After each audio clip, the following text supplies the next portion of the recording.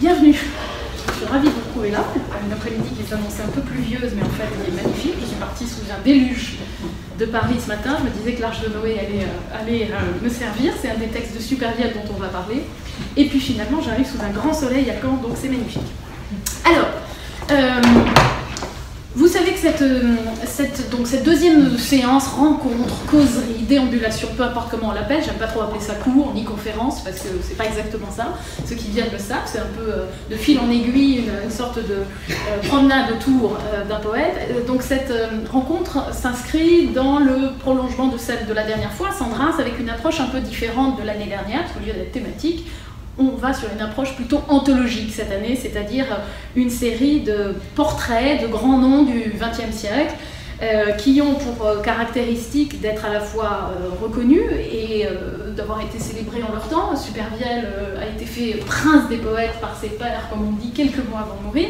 Et puis Supervielle, ce sont quand même des œuvres poétiques complètes qui sont dans la Pléiade, donc ce sont à la fois évidemment des poètes extrêmement reconnus et célébrés, mais aussi des noms qui sont plus nécessairement ceux qui nous viennent naturellement à l'esprit quand on parle de poésie du XXe siècle, parce qu'on va avoir plutôt tendance à parler de ceux qui les ont parfois éclipsés, comme Aragon, Char et d'autres. Et donc, Supervielle, deuxième choix de cette séquence, de cette année, après Blaise Cendrars, je vais vous expliquer le pourquoi de ce choix en détail.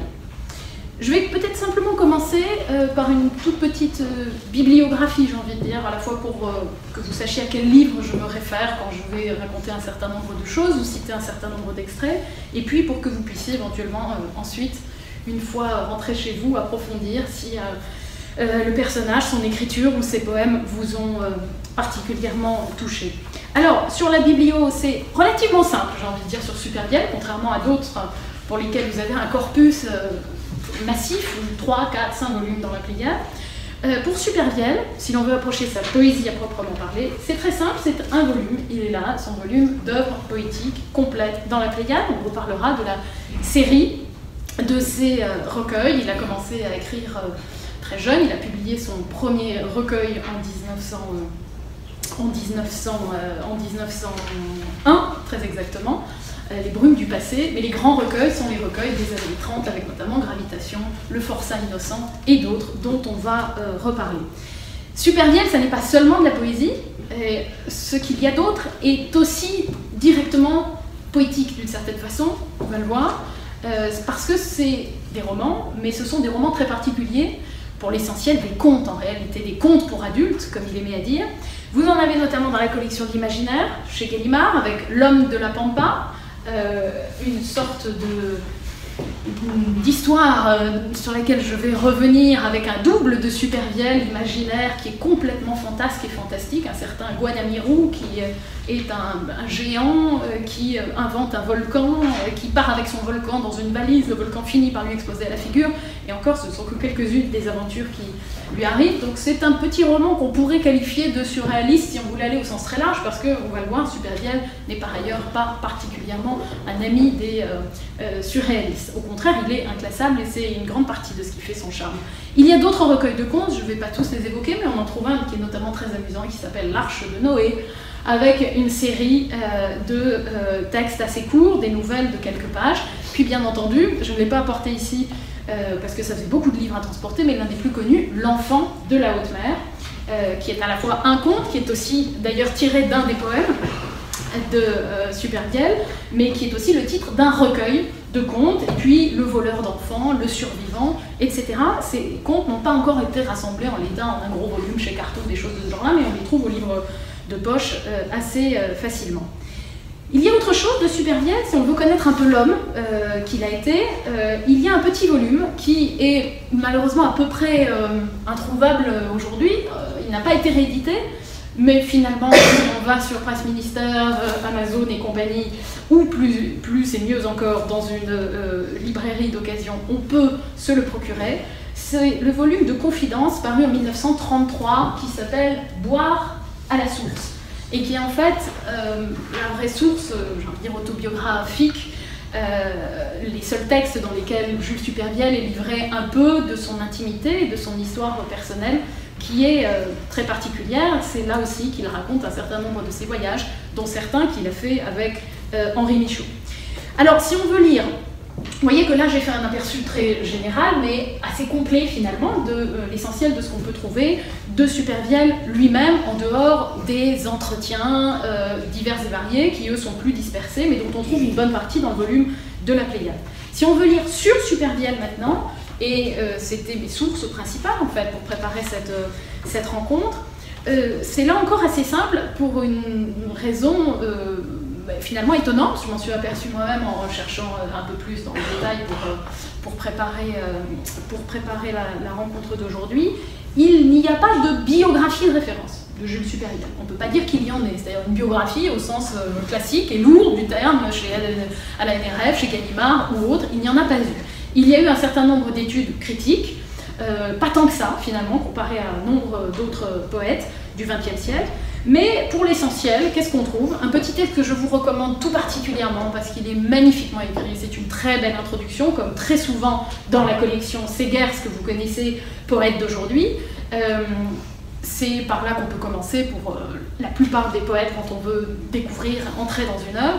Et ce texte-là, dédié à Jules Supervielle, est particulièrement intéressant parce qu'il est écrit par Claude Roy, qu'il est très fin, très subtil, qu'il connaissait personnellement, Supervielle, et qu'il en dresse à la fois un portrait intime en même temps que littéraire. C'est évidemment en plus suivi d'une sélection d'extraits. On trouve dans le même esprit un deuxième texte sur Supervielle qui, lui, est d'Étiamble. Alors, celui-là, celui de Claude Roy, date de 1949. Claude Roy était encore vivant, Claude Roy meurt en 1960, Jules Supervielle, pardon, meurt en 1960, et donc Claude Roy s'est arrêté ici en 1949, mais on trouve un texte qui lui est paru en 1960, en juin 60, quelques mois après la disparition de Supervielle, et qui est d'Étiamble, critique, passionnant, qui a fait de très beaux textes sur Rimbaud et bien d'autres, un peu polémique aussi, et donc qui propose une sorte d'introduction à la vie et à l'œuvre de Supervielle que je vous recommande tout à fait, avec en plus une série de petits résumés de chacune de ses œuvres. Et puis, alors si on veut vraiment aller creuser, mais je vous le dis simplement parce que je vais y faire référence à quelques reprises aujourd'hui, il y a eu un certain nombre d'hommages, notamment un volume d'hommages en 1960, justement, à la mort de Supervielle à la NRF, hommage à Jules Supervielle, dans lequel on retrouve toute une série de textes de Michaud et de Jacotet. Je cite cela particulièrement parce que je vous en reparlerai lors d'une prochaine séance, mais aussi de beaucoup d'autres écrivains de l'époque qui s'étaient passionnés pour cette œuvre finalement très hors des cadres de l'époque et hors des modes et des tendances. Et donc vous trouvez là des choses de Jean Cassou, de Maurice Blanchot, de Claude Vigée, d'André Dautel, de Jean Follin, de Jean Logier, de Pierre de Mandiard, de Tardieu, et encore une fois que pour ne citer que les plus connus. Alors après ça, c'est un peu le désert, j'ai envie de dire, étonnamment, il va y avoir sans aucun doute des thèses, etc., mais finalement pas grand-chose. Et puis un colloque, le dernier dont on puisse retrouver la trace, c'est un colloque qui se tient à Oloron-Sainte-Marie, c'est là qu'est enterré, mais aussi là qu'est... non, il n'est pas né là, il est né à Montevideo, mais c'est là qu'est enterré Jules Supervielle, je vais vous dire pourquoi. Et donc il y a eu un colloque à Oloron-Sainte-Marie en février 2008 avec une série d'interventions d'une qualité hétérogène. On y trouve de très belles choses, et puis surtout des références, là encore, à des portraits qui avaient pu être faits de Supervielle, dont je vais me servir aujourd'hui pour essayer d'incarner un peu cette figure. Voilà pour la rapide bibliographie. J'essaierai par ailleurs de vous la mettre en ligne, comme je le faisais pour tous les cours précédents, sachant qu'il y a aussi des références internet qui sont pas mal, c'est-à-dire quelques sites qui proposent des choses mieux faites que Wikipédia et qui sont presque des analyses un peu littéraires de Supervielle, et j'en profite ici pour les mentionner parce que par ailleurs ce sont des pages internet auxquelles vous pouvez, pour certaines d'entre elles, vous abonner et qui donnent un aperçu magnifique sur la poésie contemporaine. C'est notamment à Poésie Bao que je fais référence ici. Si vous êtes un peu intéressé par la poésie, vous abonnez à la lettre hebdomadaire qui arrive tous les samedis matins de Poésie Bao, ça s'écrit P-O-E-Z-I-B-A-O, et vous avez à la fois une sorte de tableau de la poésie contemporaine qui vous arrive chaque semaine avec la liste des parutions dans le domaine, et puis des archives parfois inédites, des liens vers par exemple des extraits que vous pouvez entendre de poètes sur YouTube, etc., mais aussi un certain nombre d'analyses plus littéraires. Vous avez Esprit Nomade, un peu dans le même genre, qui en revanche ne produit pas de newsletter, qui est moins dans l'actualité, mais où vous avez de très très beaux portraits de poètes. Pareil, vous tapez simplement Esprit Nomade dans Google et vous tombez sur ce très beau site. Il y a une page consacrée à Supervielle. Et puis vous avez aussi, j'en profite, c'est le troisième site, et le dernier que je citerai aujourd'hui, La Pierre et le sel. Pareillement, hein, l'adresse est un peu compliquée, je la mettrai en ligne, mais en tapant La Pierre et le sel poésie sur Google, vous tombez sur ce très beau site et une analyse Jules Supervielle, poète entre deux mondes, qui peut vous intéresser. Il y a aussi Jean-Michel Maupoy, dont on avait un peu parlé l'an dernier, qui s'est intéressé de très près à Supervielle et qui propose un article en ligne sur lui. Alors, venons-en au fait. Pourquoi d'abord Supervielle? Vous savez que j'aime bien m'intéresser à ceux qui sont un petit peu inclassables, au sens où ils se sont tenus à l'écart des mouvements et des écoles poétiques, notamment du surréalisme ou du formalisme, on va y revenir, et où ils les ont même éventuellement ouvertement critiqués. Supervielle, qui a publié d'ailleurs dans Fontaine, je reviens souvent à Fontaine, vous savez que j'aime bien Max-Paul Fouché, fait partie d'entre eux. Et puis, je me suis aperçue en préparant cette séance qu'il y avait un autre point commun entre les différents noms que je voulais vous proposer cette année, qui sont donc, pour mémoire, Sandra, on a déjà vu en janvier, Supervielle aujourd'hui, dans un mois Michaud, puis Jacotet, puis André Chédid. Il y a un autre point commun, c'est qu'ils sont tous issus finalement d'une double culture, ou peut-être d'une double langue, puisqu'ils appartiennent en fait au champ assez vaste de la francophonie. Sandra et Jacotet sont suisses, étaient suisses. Michaud belge, André Chédid, on le verra, libanaise, et puis Supervielle, il est très particulier, il est uruguayen, franco-uruguayen, et plus français qu'uruguayen, puisqu'il n'a écrit qu'en français en réalité. Mais il m'a semblé, après coup, si vous voulez, ça n'était pas du tout un critère de choix initial, que ça avait peut-être une signification et que c'était un chemin à creuser. C'est un indice d'autant plus frappant que Supervielle dit lui-même, en 1948, dans un entretien avec Étiamble, que Étiamble cite dans son livre, que connaître bien deux langues et les parler couramment peut servir un écrivain, car cela lui permet de voir un peu du dehors, avec l'émerveillement du spectateur, la langue qu'il écrit et dont les mots, même les plus simples, prennent un air quasi miraculeux. Et Étiamble dit, c'est peut-être une des choses qui a permis à Supervielle d'échapper à cette tentation dont on sent bien qu'elle n'est pas du tout celle d'Étiamble, hein, de revenir toujours au mythe initial du poète comme étant le partisan de poiein, créé, vous savez, la racine grecque, au sens du grand créateur, de celui qui réinventerait le monde. Et il dit, Supervielle est beaucoup plus modeste dans son approche, et après tout, il a bien raison, parce que poète en français, certes, ça vient de poiein, mais allons regarder comment on dit poète dans d'autres langues, et après tout, en chinois, dit-il, je n'en sais rien, mais c'est ce que dit Étiamble, on dit Chekia, le fabricant de mots, et il dit, regardons dans d'autres langues encore, on verra des racines bien différentes, et peut-être que venir d'une autre langue, ou en tous les cas avoir un ancrage dans une autre langue, permet aussi de regarder avec un peu plus de modestie sa propre langue. Et il est vrai que Supervielle a toujours eu ce désir et cette envie, qui en fait un cas particulier dans la poésie du XXe siècle, d'être absolument directement, simplement compris. D'ailleurs, il dit littéralement la chose suivante: personnellement, je suis un peu humilié quand une personne sensible ne comprend pas un de mes poèmes. Je me dis que ce doit être ma faute, et je tourne et retourne mon poème pour voir d'où elle provient. Quand j'ai voulu dire quelque chose et pas autre chose, je tiens à ce qu'on saisisse exactement ma pensée. Il y a, de manière constante chez Supervielle, notamment dans son art poétique, sur lequel on passera un petit moment, et que j'ai pris la peine par ailleurs de vous retaper, d'imprimer, etc., pour que chacun puisse éventuellement partir avec s'il le veut, il y a, de manière constante chez Supervielle, un refus de l'hermétisme, qui en fait quand même un cas très particulier. Certains des critiques diront c'est un anti-Mallarmé, c'est même presque un anti-Rimbaud, c'est-à-dire que Supervielle va être attentif à la transparence, et qu'il a d'ailleurs une pratique personnelle du théâtre, ce qu'on a oublié, parce que ces pièces, je l'avoue, ne sont plus jouées, sont très compliquées à trouver, mais il y en a eu plusieurs. Il a fait une pièce sur Bolivar, il a fait une pièce qui s'appelait chez Razal, et il y a, au début de chacun de ces recueils, vraiment cette volonté-là mise en avant, même à prière d'insérer à son recueil Le Forçat innocent en 1930, où il dit « S'il m'est arrivé parfois de tomber dans l'hermétisme, ce fut bien malgré moi ». Voilà. Alors, c'est aussi Supervielle, et c'est un cas effectivement particulier, je crois, dans la série qu'on va regarder, aborder, approcher ensemble. C'est un poète de la douceur.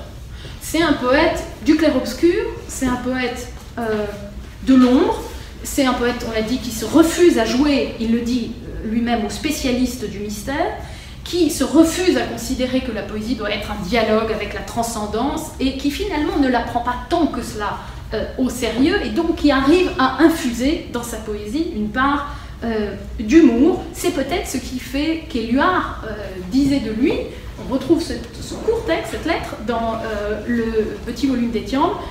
Il m'avait écrit une lettre en me disant « Vos poèmes m'aident à vivre ». Et je crois en effet que ce volume-là de la Pléiade fait partie de ceux qu'on peut avoir à son chevet et qui aident à vivre. Alors il se trouve que moi je suis venue ou revenue, je ne sais pas comment on le dirait, à Supervielle un peu par hasard. J'avais lu Supervielle comme peut-être certains d'entre vous l'ont fait il y a bien longtemps à l'école, il y a des poèmes qu'on apprend souvent de Supervielle, et puis on l'oublie un peu parce qu'il fait partie justement de ceux qu'on aurait tendance à classer dans les poètes d'ornement dont on ne sait pas grand-chose, et c'est une véritable injustice. J'y suis revenue parce que je trouve que j'étais sur un cargo qui traversait l'Atlantique pour aller à la Martinique, et il y avait L'Enfant de la haute mer dans la bibliothèque, un conte, un très beau conte, et je me suis dit, étonnant ce texte, il faut absolument que j'aille à sa poésie. Et il se trouve que, suite à un échange comme ça, de lettres un peu étonnant, un peu particulier avec Christian Bobin, c'est Christian Bobin qui m'a signalé, qui m'a rappelé plutôt un des poèmes en réalité les plus connus de Jules Supervielle, qui commence de la manière suivante, et que je vais vous dire, parce que je vais m'y attarder quelques instants avant d'en venir, hein, je vais en venir évidemment à la biographie de Supervielle, mais j'ai envie qu'on voit un peu de qui on est en train de parler là. Un très beau poème de Supervielle qui commence par les vers suivants « Dans la forêt sans heure ». Alors c'est un poème dont Jean Follin, dans la NRF, dans ce livre d'hommage, avait dit Supervielle a le don de contempler les choses doublées de leurs fantômes. Ainsi la colonne d'air qui se dresse tremblante à la place du fût de l'arbre abattu. Vous allez voir de quoi il s'agit. 8 vers de Supervielle. Dans la forêt sans heure, on abat un grand arbre. Un vide vertical tremble en forme de fût. Cherchez, cherchez, oiseaux, la place de vos nids, dans ce haut souvenir, tant qu'il murmure encore. Alors, je vais insister quelques instants sur ce texte, qui n'a l'air de rien, il n'y a pas un mot compliqué là-dedans.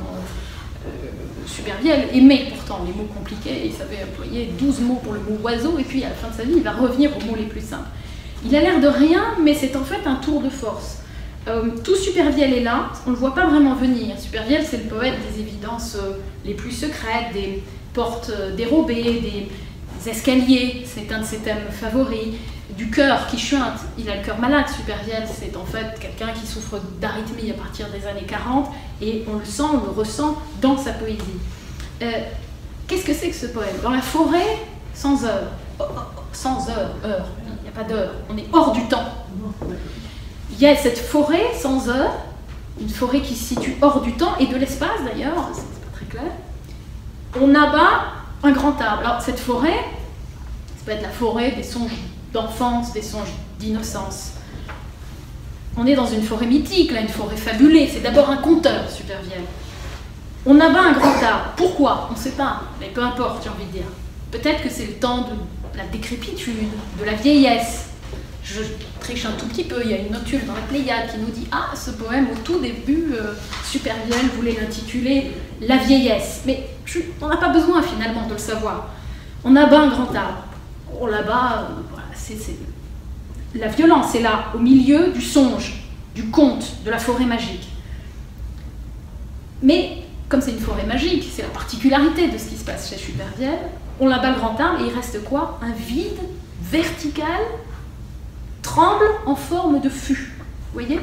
C'est-à-dire que on a une présence qui s'absente. Vous avez la verticale du poème, c'est un poème très vertical, c'est un poème très court.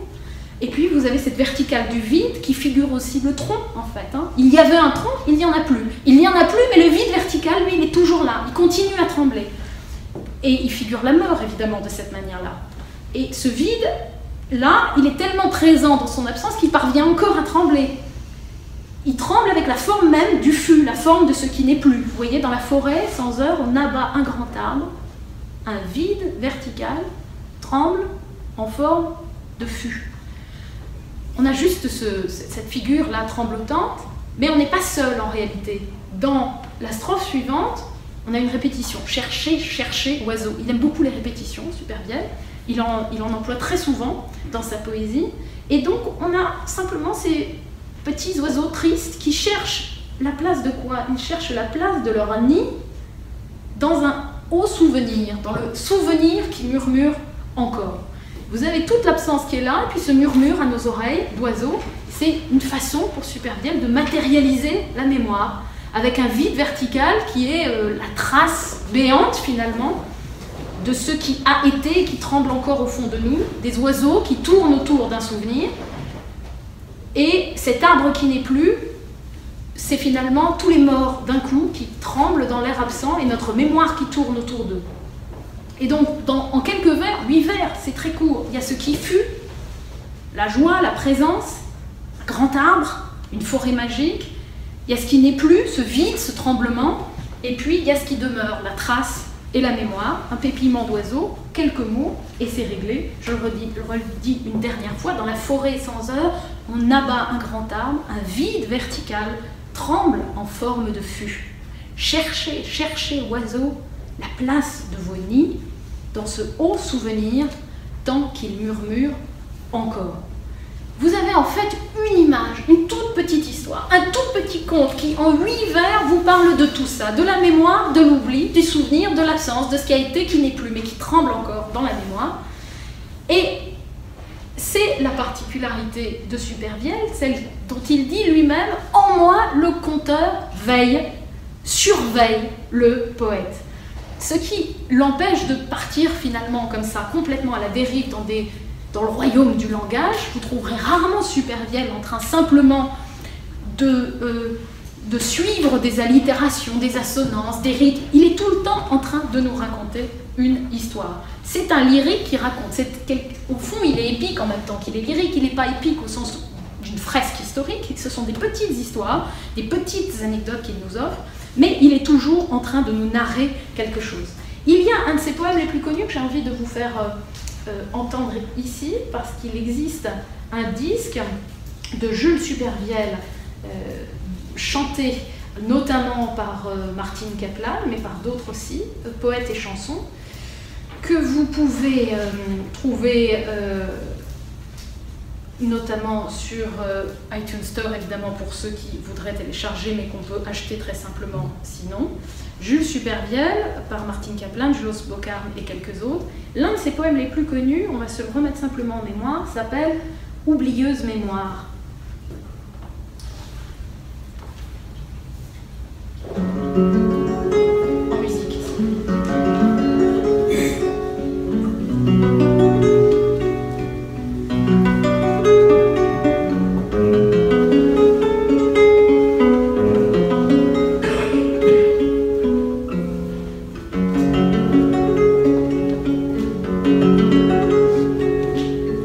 Mais avec tant d'oubli, comment faire une rose? Avec tant de départs, comment faire un retour? 1000 oiseaux qui s'enfuient n'en font un qui se pose. Et tant d'obscurité simule mal le jour.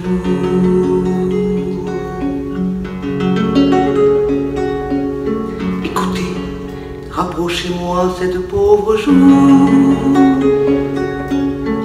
Sans crainte, libérez l'aile de votre cœur.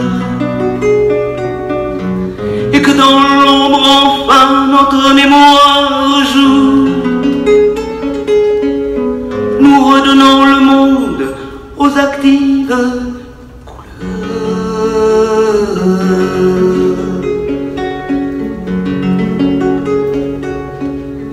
Le chêne redevient arbre et les ombres donc ce lac sous nos yeux agrandis, que jusqu'à l'horizon la terre se souvienne et renaisse pour ceux qui s'en croyaient bannis.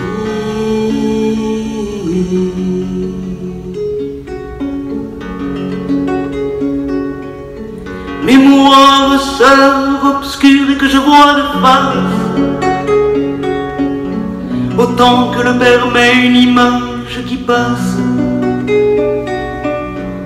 Mémoire sœur obscure et que je vois de face, autant que le permet une image qui passe.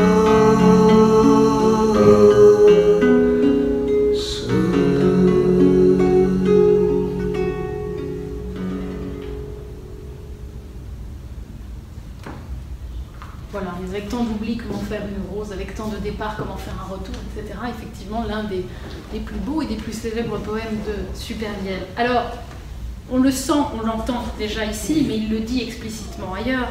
Il écrit, souvent la nuit d'ailleurs, pour faire taire l'angoisse. Il fait partie de ces poètes qui ont toujours considéré qu'il y avait au fond une magie, effectivement, du poème, mais une magie qui est la magie réparatrice, au sens où on écrit pour se réparer, pas pour réparer le monde. Il n'a pas d'ambition politique, d'ailleurs, Supervielle, mais on parle très peu de politique, globalement, dans son œuvre. En revanche, il y a quelque chose d'extrêmement intimiste, qui est de l'ordre de la douceur dont je parlais aussi, mais simplement de l'exploration des thèmes fondamentaux de la vie et de la mort, de la mémoire, on l'a vu. Dans Boire à la source, ses confidences, il explique, il dit qu'il a des insomnies. Il y a de très beaux poèmes sur les insomnies de Supervielle. Il dit « Allumons, écrivons n'importe quoi. Ô plume, plume bénie, toi qui seul imposes silence à mes organes, à mes nerfs, à tous ces anarchistes du monde intérieur, plume chérie au bout de laquelle naissent les chères images, toi qui, plus que les hypnotiques, donne le calme et la maîtrise de soi. » Alors, il dit que, on le dit parfois de lui, que c'est un écrivain finalement sain, très loin du registre de la folie qui était cher à l'époque, mais que justement c'est parce qu'il met tout son soin à maintenir le morbide à distance, à écrire pour ordonner le désordre. Et Thiombe le dira de lui, effectivement c'est quelqu'un qui est d'abord un anarchiste, littérairement, sentimentalement, personnellement, et qui, par la forme classique de sa poésie, va tenter d'ordonner le monde et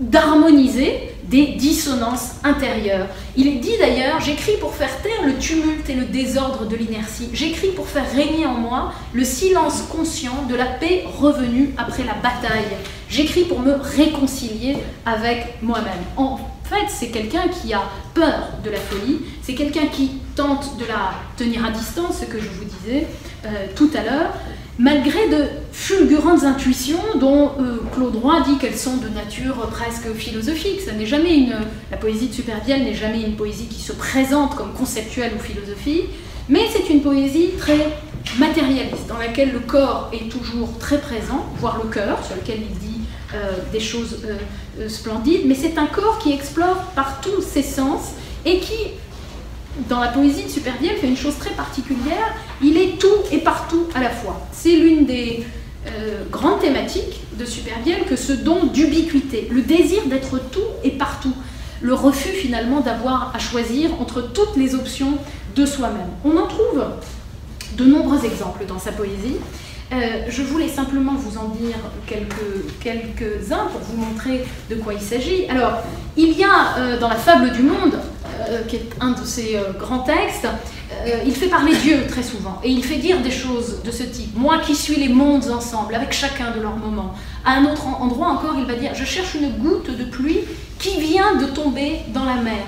Mais il va dire aussi, il va décrire plus exactement ce phénomène par lequel, au fond, il essaye d'être tout à la fois, sans rien, en ne renonçant à rien de ce qui lui importe. Encore frissonnant, sous la peau des ténèbres, tous les matins je dois recomposer un homme avec tout ce mélange de mes jours précédents et le peu qui me reste de mes jours à venir. Me voici tout entier. Je vais vers la fenêtre, lumière de ce jour, je viens du fond des temps. Respecte avec douceur les minutes obscures. Épargne encore un peu ce que j'ai de nocturne, d'étoilé en dedans, et de près à mourir sous le soleil montant qui ne sait que grandir. Vous trouvez encore, et toujours dans la fable du monde, ce texte étonnant sur la multiplicité de ces personnalités peut-être, qui nous habitent. Rien qu'un cri différé qui perce sous le cœur et je réveille en moi des êtres endormis.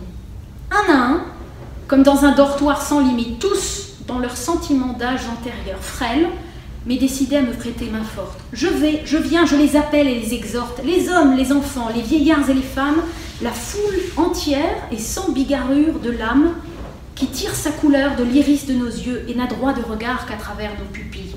Ô population de gens qui vont et viennent, habitants délicats des forêts de nous-mêmes, toujours à la merci du moindre coup de vent et toujours, quand il est passé, se redressant. Voilà que lentement nous nous mettons en marche, une arche d'hommes remontant au patriarche, et lorsque l'on nous voit, on distingue un seul homme qui s'avance et fait face et répond pour les autres. Se peut-il qu'il périsse alors que l'équipage a survécu à tant de vents et de mirages? Vous voyez que c'est récurrent dans sa poésie.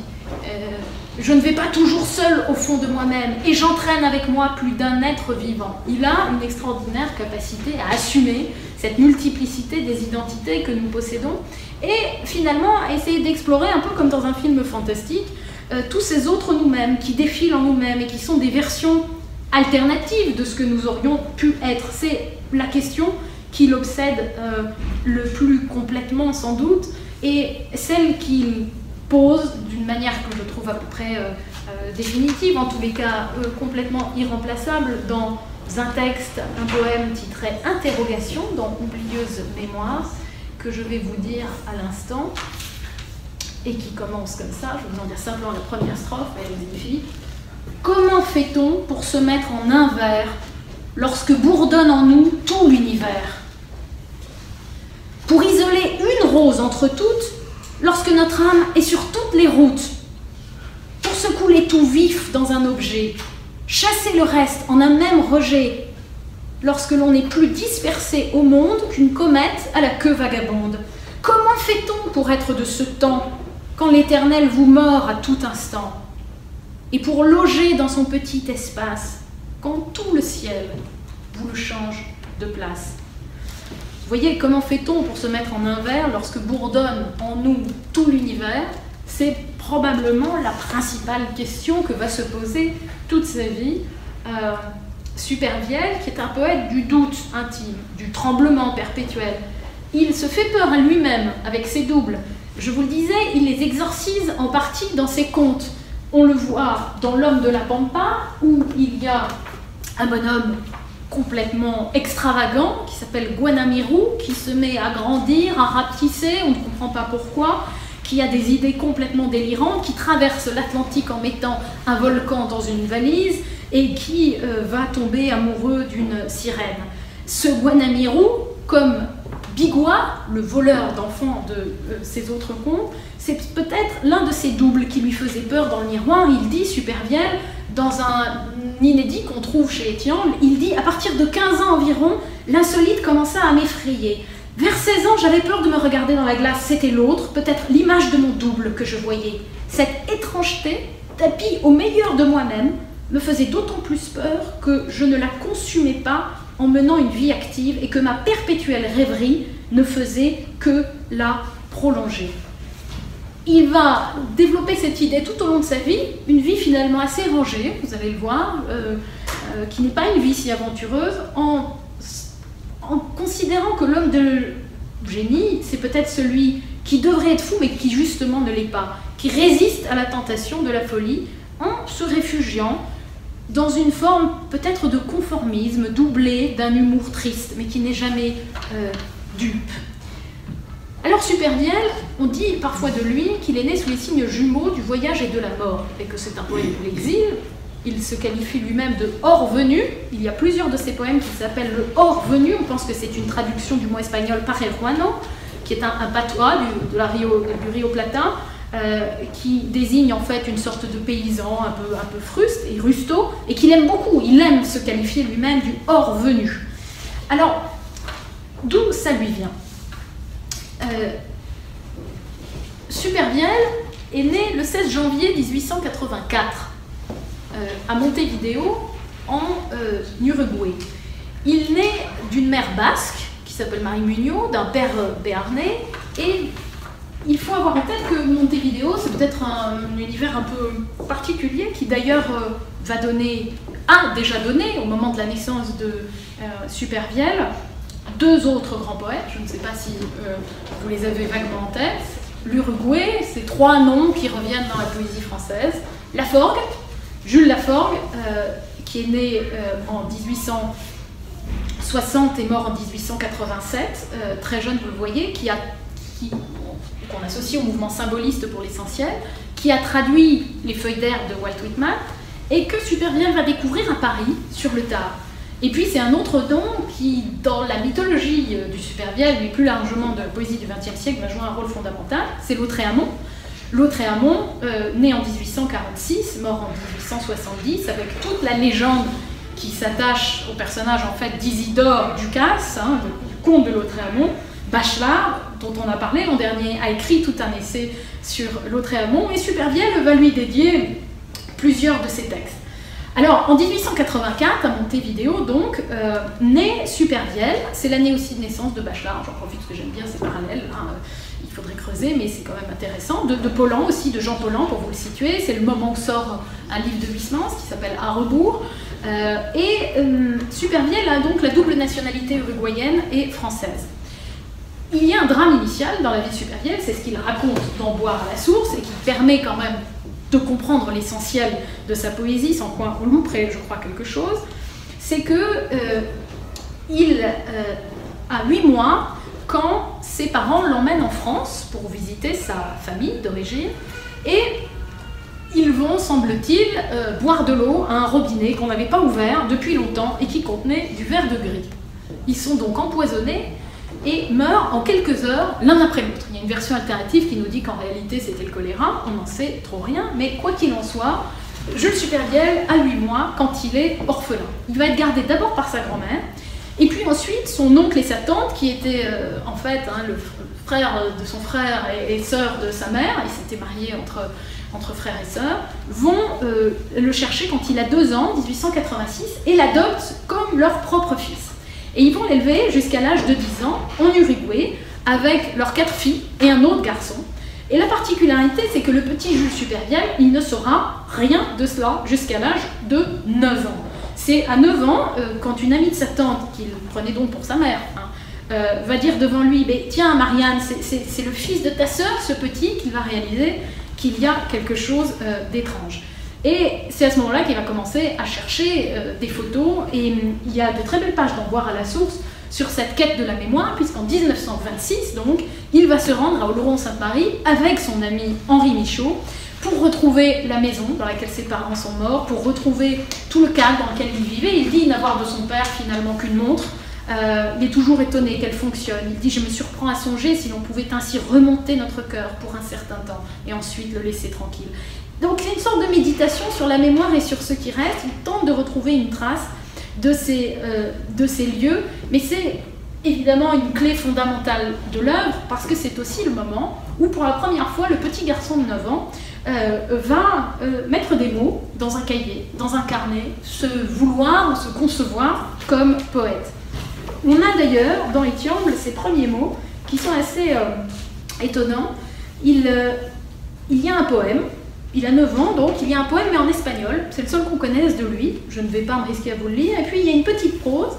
Il écrit, en fait, sur un carnet de compte de la banque familiale. Parce que Supervielle est d'une famille riche et aisée. C'est un point important à avoir en tête pour comprendre un peu son destin, parce que finalement, il va être rentier, ne pas avoir véritablement d'obligation autre que celle de suivre son bon plaisir, d'écrire et de voyager pendant sa vie.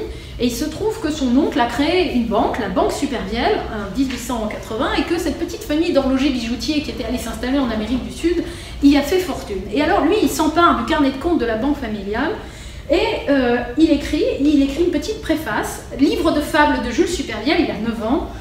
Et il dit, je vais faire un petit ouvrage, court et pas très bien fait, déjà la modestie, garçon, mais aussi c'est fait par un petit enfant de l'âge de 9 ans, vous voyez, il n'est pas trop âgé, mais ça va être une chose qu'on peut appeler une bonne chose. Et il va répartir ses textes entre les deux colonnes de ce carnet de comptes, Aber et Deber, le crédit et le débit, le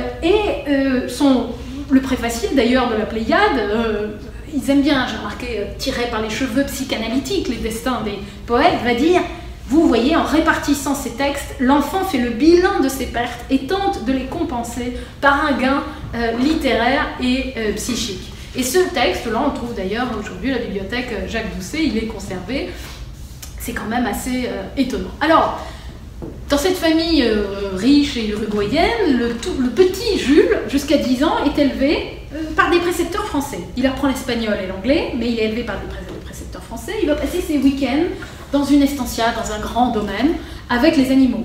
On voit ici apparaître un thème récurrent de son œuvre. Ceux parmi vous qui le connaissent un petit peu savent que la poésie de Supervielle est absolument pleine de hérons, de tatous, de vaches, d'ibis, de chiens aussi, d'antilopes et de tout un bestiaire qui est absolument récurrent chez lui. Ce rapport à la nature, il date de la très petite enfance. Il apprend là aussi l'agonie, le rapport à la mort. Il dit avoir vu des cadavres de bêtes dans la nature, le goût des grands espaces, de la pampa, qui va alimenter tout son imaginaire. Mais c'est très tôt, au fond, qu'il explique avoir fermé ses portes secrètes, dit-il, à la langue espagnole, qui va revenir par rafales, comme des rafales du destin, mais qui n'est pas pour lui la langue de l'âme, la langue de l'écriture, la langue de la littérature. En 1894, il a 10 ans, quand la famille vient s'installer dans le 16e arrondissement de Paris. Alors là, c'est quand même un choc pour le gamin habitué aux grands espaces, à la pampa, et aux bêtes, et aux longues soirées avec des gauchos avec lesquels il adorait passer son temps à jouer ou à entendre des contes. Et puis il se retrouve au lycée Janson de Sailly. Il s'ennuie, c'est en tous les cas le seul souvenir qu'il en a, et il découvre en revanche la littérature. Alors c'est le moment où il va lire Musset, Hugo, Lamartine, le Comte de Lille, et il commençait à écrire vraiment, à écrire beaucoup. Mais à 15 ans, il perd son oncle, la gestion de la banque est confiée à son cousin. Il a une vie relativement facile, le petit Jules, on peut le dire. Il prend des vacances à Londres, il tombe amoureux d'une petite Anglaise. Il rencontre le poète François Coppée, et puis en 1901, je vous le disais tout à l'heure, il a 17 ans, et il publie à compte d'auteur sa première plaquette de poèmes qui s'appelle « Brume du passé ». Alors, ces premières plaquettes, honnêtement, elles sont...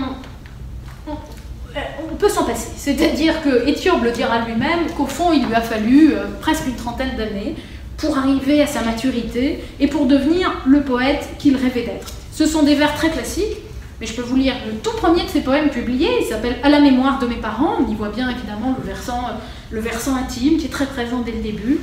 Il est très classique, il démarre ainsi « Il est deux êtres chers, deux êtres que j'adore, mais je ne les ai jamais vus. Je les cherchais longtemps et je les cherche encore, ils ne sont plus, ils ne sont plus. » On retrouve déjà cette répétition qui reviendra toujours. Un jour, j'allais tout seul dans un vieux cimetière, pensant à ceux que j'adorais, et je vis une tombe et gravée sur la pierre les noms de ceux que je cherchais.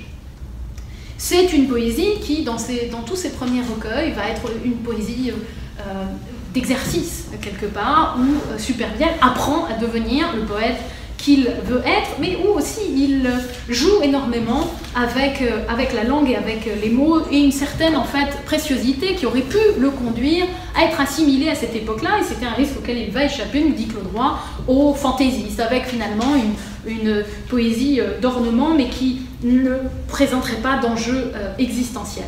C'est un moment où il fait ses études de droit et de sciences politiques, où il apprend l'italien et le portugais en plus du reste, et puis pour situer le personnage dans sa vie intime, il rencontre à Montevideo, où il retourne chaque année, à 19 ans, sa femme, qui s'appelle Pilar Saavedra. Sa femme elle-même de grande et bonne famille, fille d'un sénateur banquier petite fille d'amiral. Il se marie donc avec Pilar, il passera sa vie entière avec elle, il aura 3 fils et 3 filles de Pilar. Supervielle ne fait pas partie de ces poètes qui ont une vie amoureuse, en tous les cas que l'on connaisse, complètement agitée et extrêmement variée. C'est au contraire un homme qui toute sa vie dédiera une partie de sa poésie à son grand et notre connaissance unique amour, Pilar Saavedra, qui représente vraiment un pilier dans sa vie. Il a une vingtaine d'années, il s'est marié en Uruguay, il fait son voyage de noces au Chili, et puis il commence à travailler là-bas à une thèse sur le sentiment de la nature dans la poésie hispano-américaine. Vous voyez, il y a une continuité des thèmes à travers toute son œuvre qui est très claire. Mais il voyage beaucoup, il en a les moyens, la possibilité, il revient s'installer finalement à Paris, il va publier un second recueil qui s'appelle Comme des voiliers, dans lequel il parle d'un certain nombre de voyages et de cette traversée de l'Atlantique qui va être un thème récurrent de sa poésie, avant de s'installer finalement Boulevard Lannes, qui est le lieu où il habitera pendant 25 ans, entre deux voyages aux Canaries, au Brésil et ailleurs. On est en 1914, en 1914, Supervielle est mobilisé. Il est au service auxiliaire de l'intendance de Saint-Cyr-l'École, donc il n'est pas sur le front, chose qui, semble-t-il, a produit chez lui une certaine culpabilité, mais il n'écrira jamais non plus de textes en dehors de quelques entretiens où il a pu en parler pour en dire beaucoup plus. On ne sait pas exactement ce qu'il fait pendant toutes ces années de guerre, sinon qu'en fait, il est, du fait de ses compétences en langue, affecté à la censure postale. Et il y a une jolie légende sur laquelle il n'y a pas beaucoup plus de développement, mais que j'aime bien, où il est dit qu'en réalité, il aurait découvert un blanc dans un courrier. Son métier est donc de relire l'ensemble des courriers envoyés par l'ensemble des soldats. Et puis, il trouve un blanc dans un courrier, après les mots « Aquí pongo un beso », donc ici, je t'envoie un baiser. Et il a un doute là-dessus, il fait examiner le courrier de plus près et on découvre un message à l'encre synthétique. C'est ce qui aurait permis d'arrêter Mata Hari, la plus célèbre espionne de la Première Guerre mondiale. Et donc Jules Supervielle serait responsable de l'arrestation de Mata Hari. Je dois dire que ça m'a fait quelque chose de le découvrir. Il aurait pu en faire un roman quand même, mais bon, il l'a pas fait, c'est assez dommage. Parce que pendant ce temps-là, il était très occupé à lire Claudel, Rimbaud, Mallarmé, Laforgue. C'est là qu'il découvre Laforgue, c'est là qu'il découvre Whitman. Et c'est là qu'il écrit de plus en plus. Alors, en 1919, on sort de la guerre, vous voyez, la guerre passe vite pour lui, c'est pas la même guerre que celle de Sandras, hein, avec cette main perdue. Et en 1919, il a déjà 35 ans. Vous allez voir, c'est vraiment un poète de la maturité, Jules Supervielle. Ses grands textes sont des poèmes de la maturité, des poèmes de la cinquantaine. Il a 35 ans en 1919 et il publie des poèmes de l'humour triste, dit-il.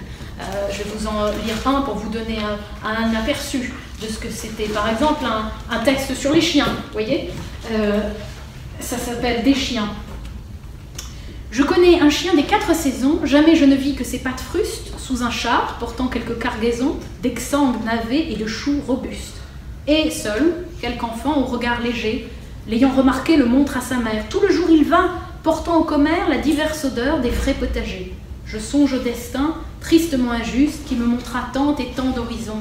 Mes filles que du chien des 4 saisons, jamais je ne vis que les pattes frustes. Donc, une attention, un sens du détail. Mais là se glissent, parmi les poèmes de l'humour triste, des choses déjà un peu plus graves. Le poème qui suit, « Soyez bon pour le poète, le plus doux des animaux. Nous prêtons son cœur, sa tête, incorporant tous nos mots, il se fait notre jumeau. Au désert de l'épithète, il précède les prophètes sur son douloureux chameau. Il fréquente, très honnête, la misère et ses tombeaux, donnant pour nous, bonne bête, son pauvre corps au corbeau. Il traduit en langue nette nos infinitésimaux. Ah, donnons-lui pour sa fête la casquette d'interprète. » Ces poèmes d'humour triste vont le faire entrer en contact avec tout ce qui compte dans l'intelligentsia parisienne de l'époque, parce qu'il a une préface de Paul Fort. Et cette préface de Paul Fort dit « Jules Supervielle est notre égal et notre frère », l'adoube finalement dans la communauté des poètes et des littérateurs, et lui permet d'entrer en contact avec Max Jacob, puis avec Valérie Larbaud. Et c'est un moment où il va... c'est un tournant parce qu'il va commencer à réfléchir sur sa manière d'écrire et à revenir à une forme de classicisme. Étiamble en donne un exemple, il dit le Supervielle de ces années-là était capable de faire tout un vers où il disait parois, rollier, calandre, renfossel, des noms d'oiseaux rares. Il dit, enfin Supervielle va découvrir qu'en disant oiseau, peut-être on peut toucher plus directement le cœur du lecteur. C'est le moment où il rencontre Michaud. Michaud arrive de Belgique, à Paris, et il l'invite à déjeuner tous les dimanches. Supervielle, je vous le disais, est plutôt riche, il a une résidence à Port-Cros, alors il embauche plus ou moins Michaud comme secrétaire ou précepteur à ses enfants, on ne sait pas exactement, en tout cas il l'aide à se loger, il lui trouve une chambre de bonne chez le secrétaire à la délégation uruguayenne qui se trouve être le beau-frère de Supervielle, et puis il va l'emmener à ses frais en Uruguay. Cette amitié-là, elle est importante pour les deux. Il y a un tournant dans la vie de Supervielle, c'est qu'il va publier un roman. C'est amusant, on trouve là encore une analogie ou un parallèle avec Sandras, qui au fond est dans une poésie qui reste assez confidentielle jusqu'à ce que sorte L'Or en 1924, qui va le faire connaître mondialement. On n'est pas sur le même type quand même de répercussion pour l'œuvre de Supervielle avec L'Homme de la Pampa, mais c'est quand même la première fois qu'il accède au grand public quelque part en disant, je vais vous donner, c'est la 4e de couverture, il dit, voilà, je vous donne enfin rêve et réalité, farce, angoisse, ce petit roman pour l'enfant que je fus et qui me demande des histoires. Elles ne sont pas toujours de son âge ni du mien, ce qui nous est l'occasion de voyager l'un vers l'autre et parfois de nous joindre à l'ombre de l'humain plaisir. Et donc il part dans ces histoires complètement déjantées qui vont lui donner une reconnaissance beaucoup plus large. C'est le moment aussi où il fait la connaissance de Rilke. Chez Jean Cassou. Vous voyez que c'est quand même un univers assez intéressant, on retrouve des noms étonnant. Rilke va être un grand admirateur de Supervielle et lui écrire, suite à son recueil Gravitation, des lettres. Il y a 2 lettres de Rilke à Jules Supervielle. L'une, la dernière lettre de Rilke, c'est le jour où il va mourir, ou la veille, où il lui dit qu'il est gravement malade et qu'en le lisant, il se retrouve un instant dans la double conscience d'avoir pu être rejoint sur ce plan insituable, si peu humain, etc. Et donc il y a une vraie affection de l'un pour l'autre, mais surtout il y a une lettre de 25 de Rilke à Supervielle, qui est pour lui très importante, et où il lui dit vos poèmes, votre texte, votre recueil est très beau, il crée une continuité par-dessus des abîmes, je sens que cela ne s'arrête nulle part, vous êtes grand constructeur de ponts dans l'espace, vos arches sont vivantes comme les pins de Saint-Christophe, ce grand précurseur des ponts, etc. Et il lui dit, vous possédez, il me semble, le secret des grands constructeurs, la nuance. Ce qui fait que Supervielle, c'est quand même un poète qu'il faut lire chez soi la nuit, je crois, encore mieux que de l'entendre en plein jour pendant une rencontre ou un séminaire, parce qu'il y a une intimité de la poésie de Supervielle qui fait que pour en être touché, il faut être seul à seul, j'ai envie de dire, avec ses textes. Il lui dit, Rilke, vous avez le sens de la nuance, ce qui vous permet de remuer un poids formidable, de le déposer à l'endroit voulu, exactement, et de le déranger tout juste un peu pour que la propre volonté de cette chose obéissante survive, en quelque sorte, à cet acte autoritaire que vous venez d'accomplir. C'est le moment où Supervielle est sorti de l'académisme avec un recueil qui s'appelle Gravitation. C'est pour ça que je vous disais tout à l'heure, si vous deviez commencer par quelque chose chez Supervielle, en n'ayant pas sous la main le volume de la Pléiade, c'est probablement par Gravitation ou mieux encore par le Forçat innocent, dont sont extraits les poèmes, la série Saisir, que vous avez entendu au tout début de cette séance, qu'il faudrait commencer. Il a, à cette époque-là, de plus en plus de contacts avec les Cahiers du Sud, avec Pollan, je vous le disais, qui devient un ami intime et qui va faire paraître L'Enfant de la haute mer, son plus grand succès et le texte qui aujourd'hui est encore très souvent étudié dans les écoles. Mais il traduit aussi du Garcia Lorca, il rencontre Saint John Perse, il voyage beaucoup au Brésil, etc. Il commence à s'intéresser au théâtre. En 1934, il finalise une pièce sur Bolivar. C'est le versant le plus méconnu, très probablement, de Supervielle, dont je vous disais tout à l'heure qu'il n'est pas très politique. C'est au fond quelqu'un qui s'intéresse beaucoup plus à l'intimité qu'au grand mouvement du monde, qui s'intéresse beaucoup plus aux bêtes, aux arbres, au cosmos et au rapport avec la nature qu'à ce qui se passe dans le monde et loin. C'est pas tout à fait vrai si on va regarder du côté de ces pièces, où on sent effectivement une volonté d'aller un peu plus loin mais alors avec la distance que permet l'histoire, puisqu'en fait Bolivar s'intéresse à la figure du libérateur Bolivar. Il a, à ce moment-là, lui-même le dit, il est sous influence d'un pot pourri finalement d'auteurs, mais qui sont plutôt des classiques. ce qu'il cite quand on lui demande dans des entretiens dans les années 30 et 40 qui a compté pour lui, c'est Hugo, mais aussi Montaigne, Diderot, Chateaubriand, c'est Valéry et Claudel. Il a beaucoup d'affection pour Claudel, il participera aux hommages de la NRF à Claudel, mais c'est aussi Maupassant et Dostoïevski. Est-ce qu'il est croyant? Non, en réalité Supervielle parle souvent de Dieu dans la fable du monde, mais il nous dit lui-même, c'est un Dieu des poètes. Il dit, je suis toujours à la recherche de mon Dieu, et je le retrouve dans les religions de l'Inde, de la Perse ou de l'Extrême-Orient, tout autant que dans la religion chrétienne. Le Dieu de Supervielle est clairement un Dieu panthéiste. Claude Roy dit de Supervielle qu'il est très certainement spirituel, mais pas du tout spiritiste. Il n'est pas du tout tenté non plus par le versant magique et la fascination pour les occultistes, qui a pu être celle, par exemple, des surréalistes. Alors vous allez me demander, mais que fait Supervielle pendant la Seconde Guerre mondiale, puisqu'on arrive à la fin des années 30? Eh bien, en 1939, il est parti l'été à Montevideo pour marier son fils. Et c'est là-bas qu'il apprend le début de la Seconde Guerre mondiale, et là-bas qu'il va rester, de fait, bloqué pendant 7 ans. Et là-bas qu'il va écrire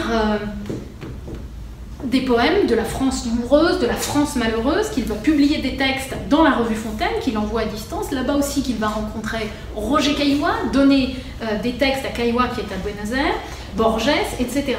Mais aussi là-bas qu'il va pour la première fois avoir des problèmes de cœur, des arythmies, ce qu'il appelle des intermittences du cœur, et que la présence de la douleur physique ou de la maladie commence à entrer, à infuser dans sa poésie. C'est un moment où il se sent très faible, très fragile, où il dit n'avoir plus vraiment l'envie de vivre, mais avoir en même temps complètement conscience du privilège que représente le fait d'être loin du pire.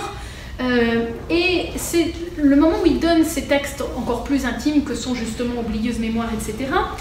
Parce qu'il raconte comment, pour lui, c'est l'absence de mémoire, il dit qu'il a peu de mémoire finalement, qui lui a permis, justement parce qu'il oubliait beaucoup, d'inventer énormément. Et il y a là encore un parallèle à tirer entre Sandras et Supervielle dans leur goût pour la mythe-histoire, comme dit Étiamble dans son essai, même si Supervielle n'ira jamais à la fabulation qui est celle de Sandras, qu'il porte sur son autobiographie. Supervielle, lui, restera dans le registre du conte.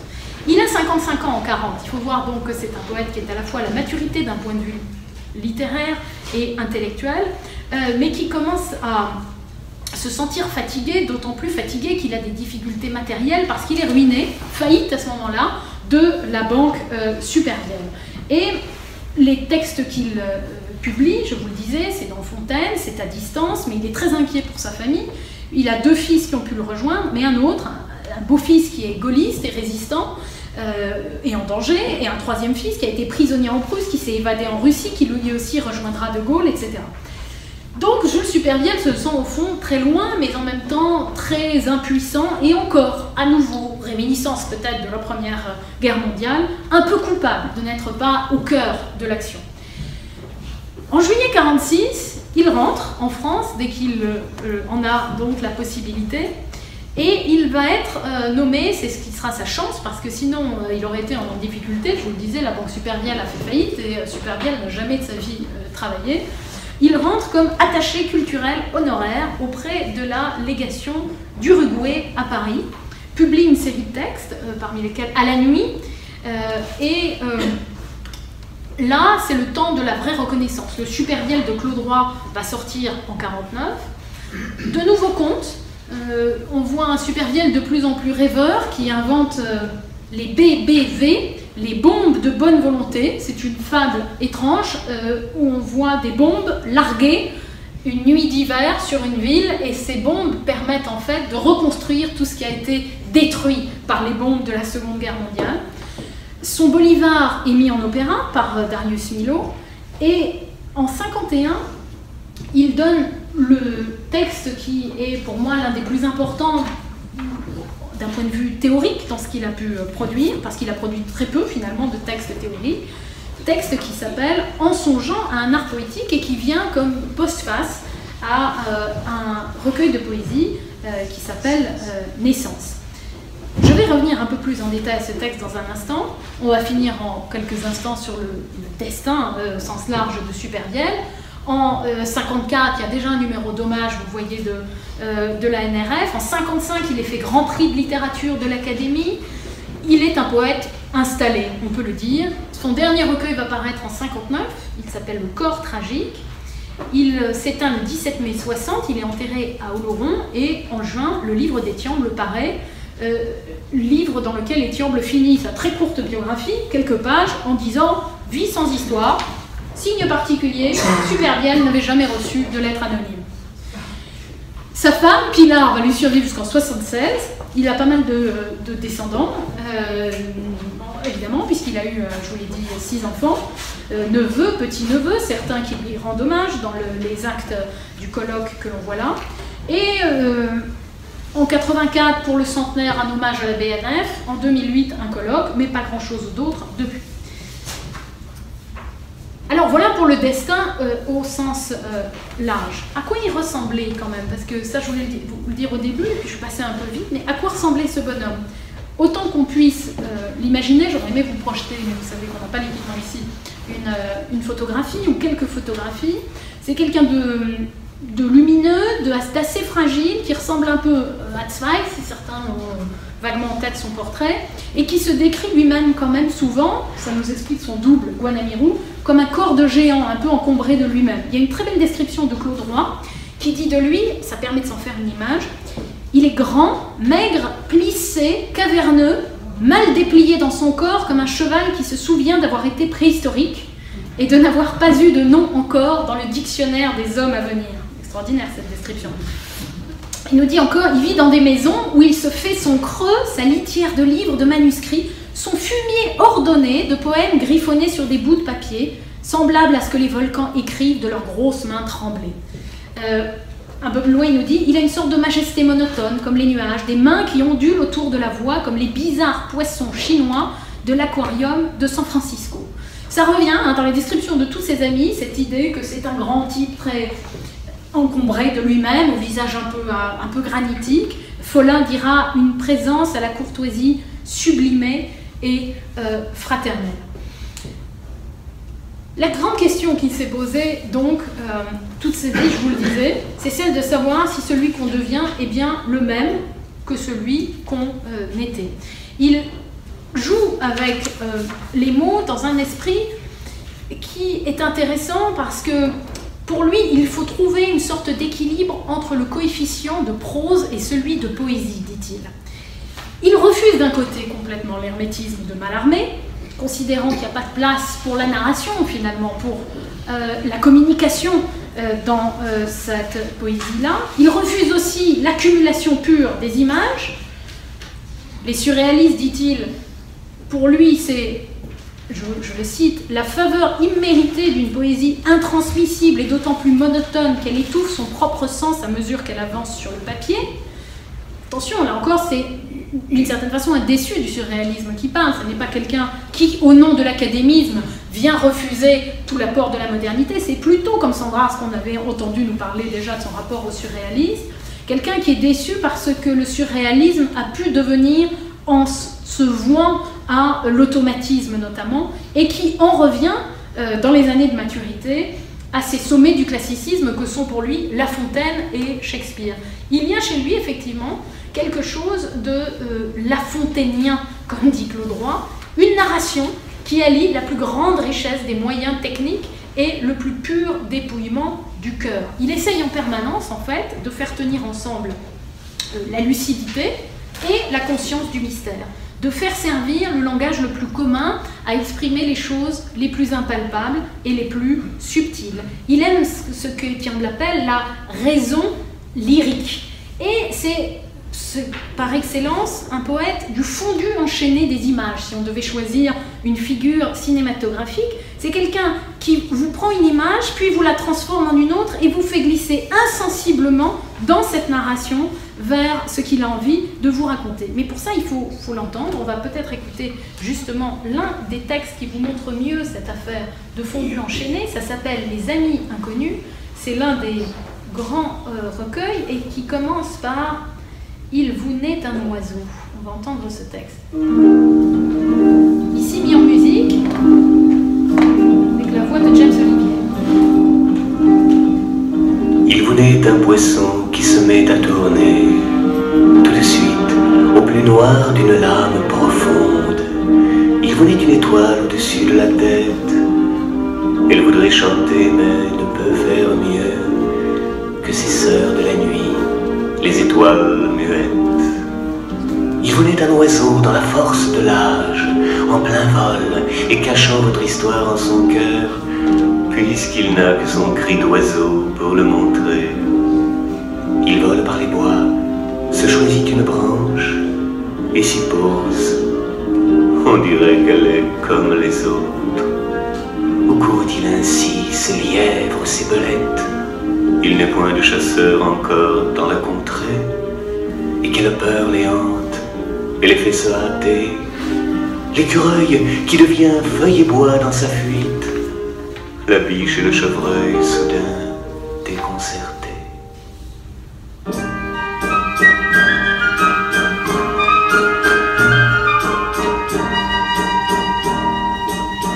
Il vous naît un ami, et voilà qu'il vous cherche. Il ne connaîtra pas votre nom ni vos yeux, mais il faudra qu'il soit touché comme les autres, et loge dans son cœur d'étranges battements qui lui viennent du jour qu'il n'aura pas vécu. Et vous, que faites-vous au visage troublé par ces brusques passants, ces bêtes, ces oiseaux? Vous qui vous demandez, vous toujours sans nouvelles, si je croise jamais un des amis lointains, au mal que je lui fis, vais-je le reconnaître? Pardon pour vous, pardon pour eux, pour le silence et les mots inconsidérés, pour les phrases venant de lèvres inconnues qui vous touchent de loin comme balles perdues. Et pardon pour les fronts qui semblent oublieux.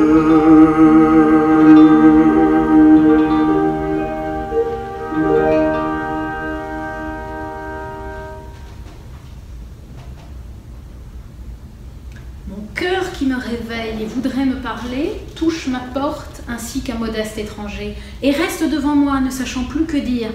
Va, je te reconnais, c'est bien toi, mon ami, ne cherche pas tes mots et ne t'excuse pas. Au fond de notre nuit, repartons dans nos bois, la vie est alentour, il faut continuer d'être un cœur de vivant guetté par le danger. Il faut continuer d'être un cœur de vivant guetté par le danger.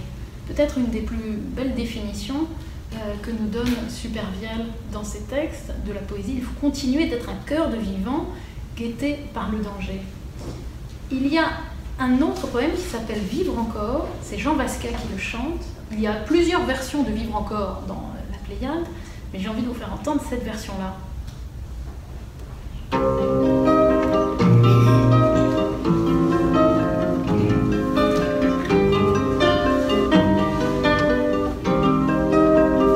Ce qu'il faut de nuit au-dessus des arbres, ce qu'il faut de fruits aux tables de marbre.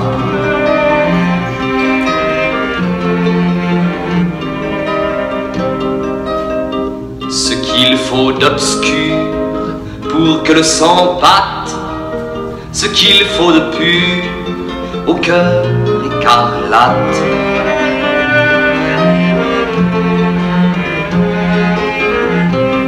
Ce qu'il faut de jour sur la page blanche, ce qu'il faut d'amour au fond du silence, ce qu'il faut d'amour au fond du silence.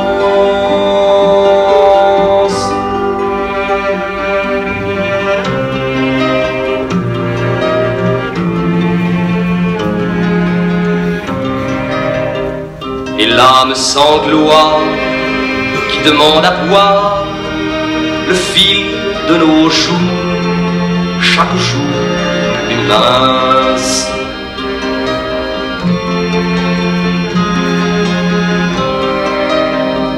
Et le cœur plus sourd, les ans qui le pincent, nul n'entend que nous la poulie qui grince. Le saut est si lourd.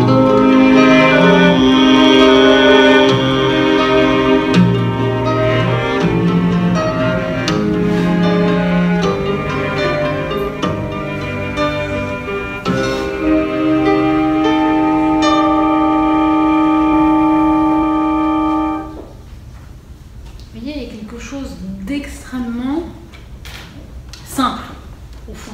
Hein, dans cette poésie, on ne trouve pas dans ces vers d'obscurité.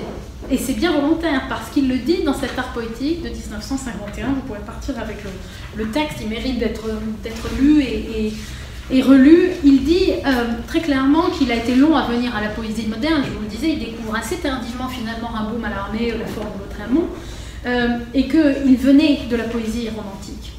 Mais il dit aussi qu'il considère que la part de délire dans toute création poétique, qu'il estime nécessaire évidemment, cette part de folie dont je vous parlais au tout début, doit être décantée et permettre à force de simplicité et de transparence d'atteindre au dissible plutôt qu'à l'ineffable. Il est de ce côté-là de la barrière finalement des poètes, entre ceux qui appuie sur la pédale obscure et ceux qui appuient sur la pédale de transparence. Je dis ces mots-là parce que c'est ce qu'il nous dit. Le poète dispose de deux pédales. La claire lui permet d'aller jusqu'à la transparence. L'obscur va jusqu'à l'opacité. Je crois n'avoir que rarement appuyé sur la pédale obscure. Si je voile, c'est naturellement, et ce n'est là, je le voudrais, que le voile de la poésie. Il essaye toujours d'acclimater, dit-il, l'étrangeté, qui est une étrangeté qu'il éprouve lui-même au regard de son histoire, de son exil intérieur, l'histoire avec ses parents, l'histoire de son rapport à l'Uruguay, l'histoire de ses longues traversées de l'Atlantique qu'il fera toute sa vie. Il faut avoir en tête que Supervielle n'a jamais une fois de sa vie pris l'avion, ce qui est quand même assez extraordinaire quand on regarde la quantité de voyages qu'il a fait, et le lieu par excellence où il se sent au fond chez lui, parce que justement il n'est nulle part, c'est sur un bateau au beau milieu de l'Atlantique. Et il dit, cette part d'étrangeté-là, j'ai essayé de l'acclimater, et justement parce qu'il n'était pas hanté par la peur de la banalité, mais par la peur de la trop extrême originalité et donc de l'incompréhension. Et il voulait au contraire d'une poésie qui soit capable d'éclairer dans l'obscurité. Il le dit d'ailleurs, je n'aime pas en poésie, dans la mienne du moins, les richesses trop apparentes. Je les préfère sourdes et un peu confuses de leur éclat quand elles en ont. C'est ce qui donne ce sentiment de clair-obscur quand on le lit, qui donne envie aussi de le relire, et qui l'a conduit à expérimenter des formes très différentes. Des vers extrêmement réguliers de ses premières années, aux vers beaucoup plus libres de la maturité, qui n'empêche pas que très souvent il revient quand même à la rime. Il explique qu'il ne fait le choix de la forme que si elle correspond très exactement à ce qu'il tente précisément de dire, c'est-à-dire que la forme doit épouser le chant et non pas l'inverse. S'adresser à un auditoire, pour lui, c'est le meilleur moyen de vérifier est-ce que, au fond, sa poésie est communicable, compréhensible, dissible. Et il nous le dit, c'est un efficace remède de dire en public ses poèmes contre la faveur imméritée d'une poésie opaque, intransmissible, d'autant plus monotone qu'elle étouffe son propre sens à mesure qu'il tend à se manifester. Poésie chiffrée dont le poète ne connaît pas toujours le chiffre, poésie dont il brouille le chiffre dès qu'il pense le connaître. Alors c'est peut-être ça, cet art poétique-là, et cette forme de douceur extrêmement intimiste, placée quelque part dans un clair-obscur qui nous est immédiatement sensible quand on le lit, qui constitue la postérité de Jules Supervielle, et qui fait qu'il y a une magie propre de cette parole-là, qui n'est évidemment pas flamboyante, pas difficilement, j'ai envie de dire, mettable en scène. On n'est pas dans le registre de la poésie, évidemment, de performance. On est dans cette cette intimité nocturne de la lecture qui va avoir derrière, malgré tout, des répercussions très importantes. Beaucoup de gens vont le lire, vont l'aimer, vont tenter d'atteindre à cette forme de pureté ou de simplicité. Jacotet, je vous le disais, on en parlera d'ailleurs, c'est sans doute une des grandes influences sur la poésie de Jacotet. Il y a dans un numéro de Fontaine de 1949, le numéro 59 de Fontaine que je n'ai pas apporté là parce qu'il est tombé en morceaux, c'était dommage, c'est assez rare de trouver encore cette revue, mais on peut en trouver quelques exemplaires. Il y a un texte d'Albert Béguin qui lui rend hommage et qui dit, au fond, c'est une poésie d'apaisement, d'exorcisme, qui transmue en ordre la confusion intime, la confusion intérieure, la confusion de l'âme, en essayant de mettre des mots, de ramasser les fragments qui permettent de mettre des mots sur l'évidence secrète des rapports qu'entretiennent les choses, les animaux, les arbres et les êtres. Je voudrais finir, puisqu'on parle de postérité, en vous faisant entendre un texte qui est de René Guicadou. René Guicadou, je vous en ai déjà parlé, école de Rochefort, il meurt assez jeune, il meurt à 31 ans, il a 25 ans de moins que Supervielle, mais Supervielle va représenter pour lui, comme pour toute l'école de Rochefort, un phare dans un monde littéraire qui leur paraissait souvent un peu superficiel et trop mondain, ce qui leur permettait au fond de se rattacher à une poésie qui voulait dire quelque chose. Il écrit une lettre à Supervielle sous la forme d'un poème, lettre qu'on va entendre maintenant. Lettre à Jules Supervielle de René Guicadou. Martine Kaplan qui chante.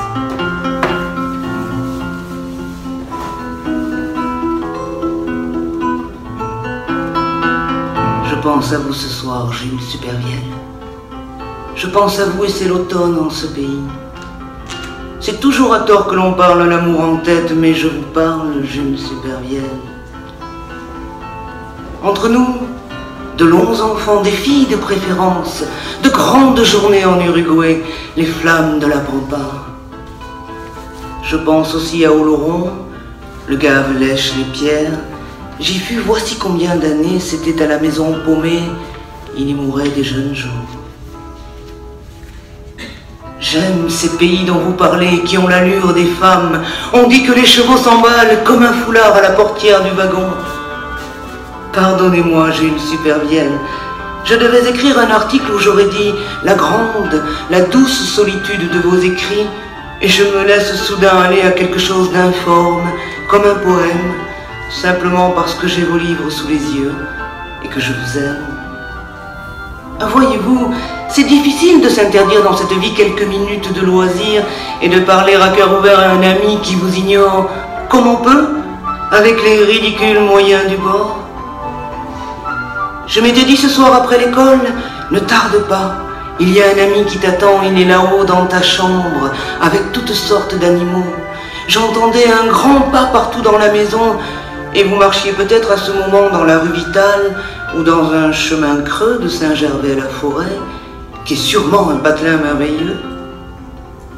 J'ai dit, parlant aux ombres qui voyagent, voici la pomme et la statue, et voici Jules Supervielle. Ah, vous voici, cher Supervielle, dans le miroir à peine éclos de la fenêtre, écartelé avec ce monde qui bat en vous sur le côté. Voici Jules Supervielle, dis-je, et dans la certitude obscure de demain enfin, voici un grand bonhomme sur le chemin, une silhouette jeune, comme le vent et la luzerne. Voici la haute lanterne là-bas dans le domaine du cheval. Voici l'auberge, le rendez-vous de tous les jours, et le festin le plus original. À saisir, et rien n'échappe à ce grand corps qui se redresse, aussi haut que la paume et le sein des déesses. Dans l'étendue lunaire et sans spectacle, à vous seul, comme vous en faites des miracles. Bien sûr, vous n'attendiez rien de moi, car l'on n'attend rien de personne. Je vous écris depuis longtemps, c'est un bonheur de vous écrire. Il semble un peu qu'on se rapproche de ces pays qui n'ont un sens qu'à travers vous. On marche où pas des animaux fascinent. Parmi tous les amis connus et inconnus, il y a celui-là si grand qui nous rassemble, l'homme pareil à l'homme, la troublante effigie.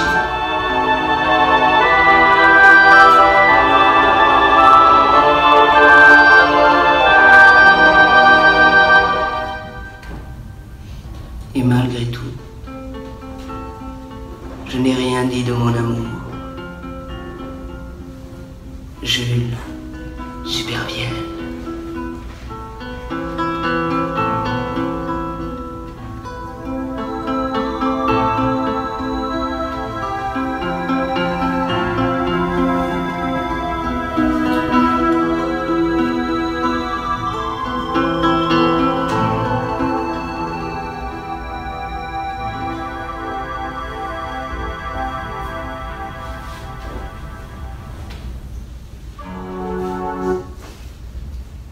Voilà, je vais m'arrêter là parce que on est bien dépassé déjà l'heure. Et surtout, écouter, entendre vos questions. J'ai évidemment sous le coude quelques petits textes et petits poèmes que je peux vous faire entendre avant qu'on se quitte.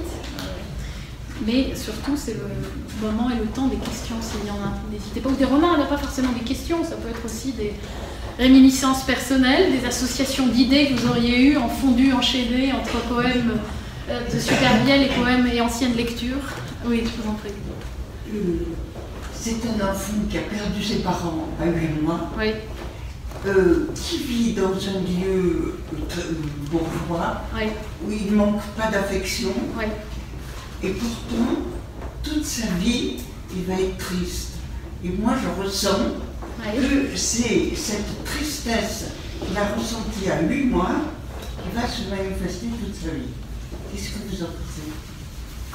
C'est évident qu'il y a une quête tout au long de sa vie et de son œuvre d'une sorte d'origine perdue, floue, confuse, incertaine, qui se traduit par une nostalgie perpétuelle.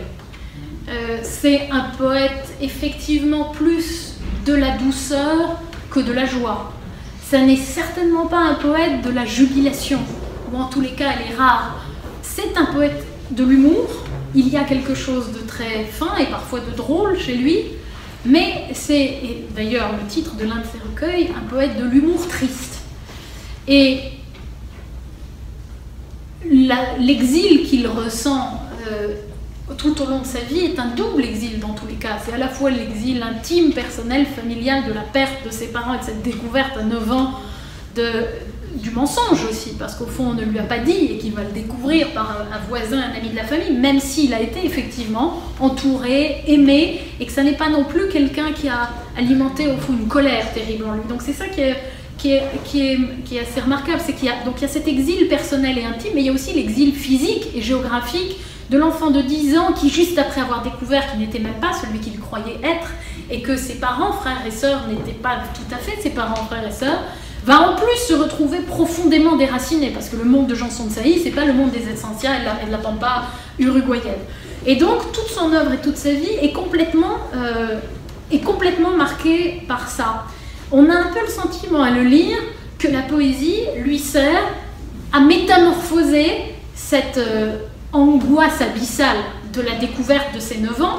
Et d'ailleurs, il faut quand même voir que le déclenchement, c'est pour ça que je voulais lire ce petit texte qui n'avait l'air de rien et qui n'était pas grand-chose, mais qui est le texte de ses 9 ans, qui surgit au moment, quelques jours après qu'il ait appris justement qu'il n'était pas l'enfant de ce qu'il croyait être ses parents. Et la poésie pour lui est sans doute le seul moyen qu'il a trouvé de métamorphoser ce vide, cette angoisse, là, on peut revenir au poème du début, hein, qui tremble, cette présence qui est en fait une absence qui tremble dans le vide, en quelque chose de vivable et de supportable. Moi, c'est comme ça que je l'interpréterais, et d'autant plus qu'on trouve le thème de la métamorphose partout chez lui. Quand je parlais tout à l'heure de fondu enchaîné de manière presque cinématographique, c'est parce qu'effectivement le poisson devient un oiseau, qui devient une biche, qui devient, etc. Et il passe son temps à métamorphoser les choses, les êtres, les bêtes, parce qu'il essaye aussi de se métamorphoser lui-même en l'homme qu'il voudrait être, qui est quoi ? Qui est un homme serein, tout simplement, un homme heureux, ou en tous les cas un homme qui s'accepte, une sorte de... Ça me fait penser à cette formule qu'avait Sandras, quand il disait qu'il était une sorte de brahman, un robot, il essaye d'atteindre ce stade-là de la sérénité et on n'est pas très sûr qu'il y arrive. Lui-même, il n'est pas très sûr, il n'en est pas très sûr. Il y a un très beau poème d'ailleurs de Supervielle sur cette métamorphose qui rejoint tout à fait ce que vous venez de dire, je crois. C'est un des poèmes où il essaie d'expliquer comment on peut devenir quelqu'un d'autre que ce que l'on est, tout en restant au fond soi-même, parce qu'il y a tellement de manières d'être soi-même. Métamorphose, chacun a toujours en lui de quoi devenir autrui, et peut, par vent défavorable, naviguer vers d'autres fables. Le lapin rêvant d'un zèbre finit par se déployer, même hors de ses ténèbres, en petit cheval rayé. L'éléphant, léger de trompe, tourne au plus pur papillon, dans son cœur que ne détrompe une volage raison. Et son désir est si fort qu'il finit en son modèle, par faire battre des ailes un corps peu fait pour l'envol. Le serpent rêve de l'aigle qui finit par le saisir et le furet se dérègle à vouloir toujours courir. Sur l'arbre, il devient la branche vers laquelle il vient d'aller. Changé en bois, il se penche sur un cœur tout enfeuillé. Cette métamorphose perpétuelle du monde et des choses, je crois effectivement qu'on peut la renvoyer à une forme de désir initial, de métamorphose pour retrouver qui? Est-ce que c'est l'enfant des 8 ans, juste avant d'apprendre à 9 ans, qu'il n'était pas celui qu'il croyait être, ou est-ce que c'est l'enfant des 8 mois, effectivement, qui n'a rien su du drame qui lui arrivait? Ça, on ne le saura jamais. Mais oui, c'est une clé majeure de lecture, je crois, de l'œuvre de Supervielle. Est-ce qu'il y a d'autres idées, remarques, envies, souvenirs? Parce que certains ont vu, je ne sais pas, sont allés à Oloron-Sainte-Marie. Ça n'est pas mon cas d'ailleurs, mais je compte bien le faire un jour. Et Montevideo, est-ce qu'il y a des gens parmi vous qui sont allés à Montevideo? Non? Pèlerinage sur les traces de Laforgue, de Lautréamont et Supervielle. C'est assez étonnant quand même cette concentration sur ce tout petit pays, l'Uruguay, de ces 3 figures-là qui vont jouer un rôle majeur dans des sens assez différents. Un petit poème peut-être. Un poème sur la mer, je ne vous en ai pas dit encore, c'est l'un de ses thèmes favoris. Il y en a beaucoup, hein, il y en a beaucoup de thèmes favoris chez Supervielle. Je disais poète du cosmos parce que c'est une façon un peu simple de dire qu'il aime parler de la nature, et des bêtes, et des êtres, et de tous les thèmes fondamentaux, la vie, la mort, etc. Mais ça n'est absolument pas une poésie de circonstance, c'est pas une poésie ancrée dans une actualité immédiate. C'est pas une poésie de l'anecdote, hein, c'est une poésie du conte, c'est une poésie de la fable. La mer, elle revient très souvent chez lui parce qu'elle est à la fois l'endroit où il se sent peut-être le plus à l'aise, je vous le disais, parce qu'il n'est nulle part, et en même temps elle l'angoisse terriblement, la mer. Il dit, alors c'est Oublieuse mémoire, l'un des grands recueils de la maturité. Hein. La mer, c'est tout ce que nous aurions voulu faire et n'avons pas fait. Ce qui a voulu prendre la parole et n'a pas trouvé les mots qu'il fallait. Tout ce qui nous a quittés sans rien nous dire de son secret. Ce que nous pouvons toucher et même creuser par le fer sans jamais l'atteindre. Ce qui est devenu vague et encore vague parce qu'il se cherche sans se trouver. Ce qui est devenu écume pour ne pas mourir tout à fait.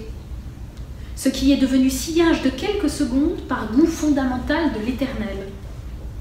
Ce qui avance dans les profondeurs et ne montera jamais à la surface. Ce qui avance à la surface et redoute les profondeurs, tout cela et bien plus encore, la mer. Cette mer qui a tant de choses à dire et les méprise. Elle se veut toujours informulée ou simplement murmurante, comme un homme qui bourdonne tout seul derrière ses dents serrées. Cette mer dont la surface est offerte aux navires qui la parcourent, elle refuse ses profondeurs. Est-ce pour contempler en secret sa nudité verticale qu'elle présente l'autre à la lumière du ciel? Et le ciel au-dessus offre sa grande coupe renversée pour faire comprendre à la mer qu'elle n'est pas faite pour la remplir. Coupe et liquide demeurant ainsi face à face, collés l'un sur l'autre depuis les origines du monde dans une vigilance sans fin qui ne tourne pas à leur confusion.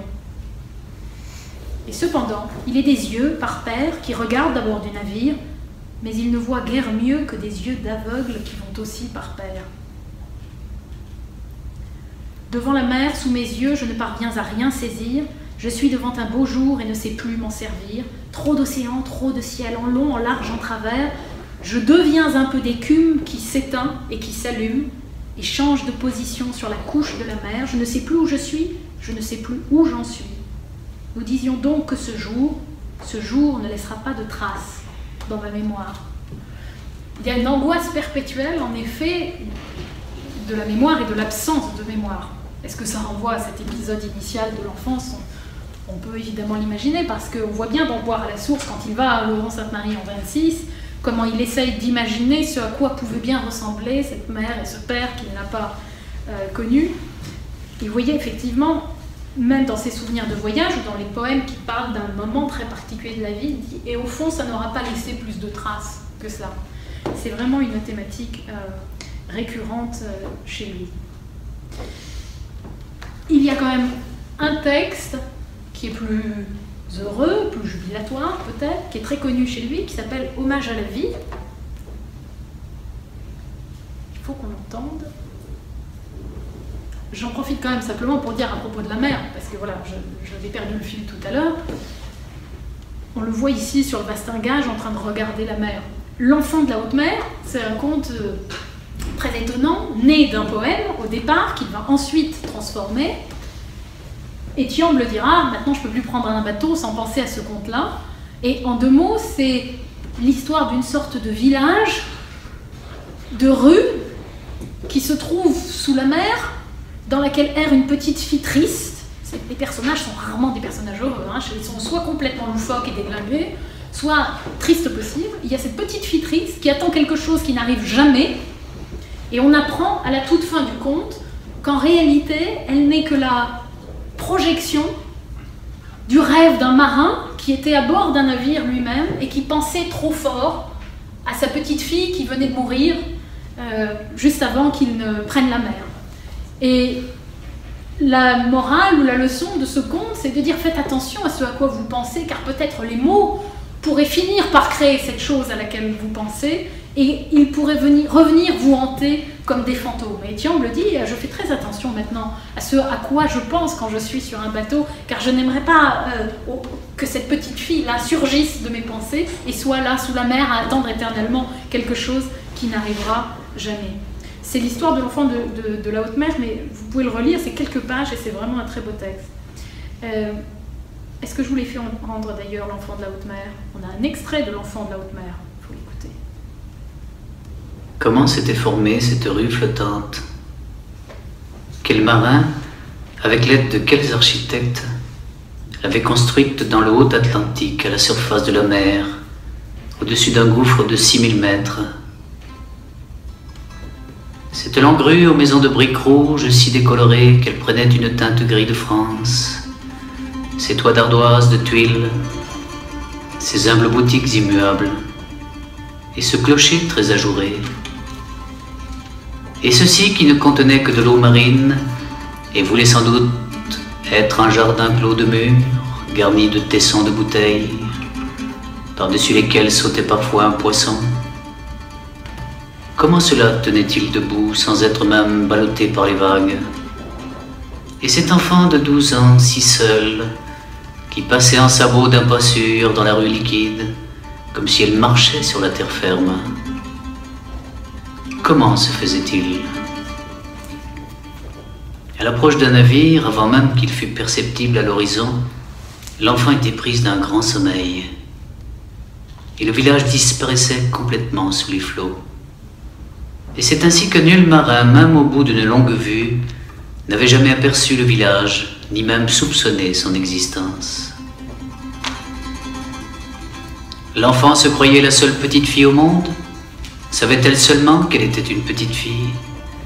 Elle n'était pas très jolie à cause de ses dents un peu écartées, de son nez un peu trop retroussé, mais elle avait la peau très blanche, avec quelques taches de douceur, je veux dire, de rousseur. Et sa petite personne, commandée par des yeux gris, modestes mais très lumineux, vous faisait passer dans le corps jusqu'à l'âme une grande surprise. qui arrivait du fond des temps.